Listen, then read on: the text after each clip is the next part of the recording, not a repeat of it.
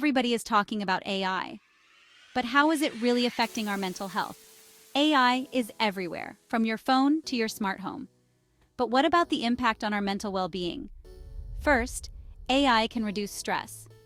Think personalized meditation apps and virtual therapy sessions. Who doesn't need a little calm in their life?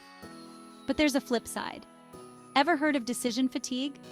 With AI making choices for us, our brains are getting lazy. We might lose our edge in problem solving. Also, social media algorithms can mess with our moods. They show us what we like, but too much can lead to anxiety and FOMO. And let's not forget privacy fears. Knowing AI is analyzing our data can make us paranoid. So what's the takeaway? AI can be a mental health game changer for better or worse. The key is balance. Next time you use AI, remember, it's shaping your mind more than you think. Stay curious, stay balanced. For more insights and updates on AI, subscribe to our channel and stay informed.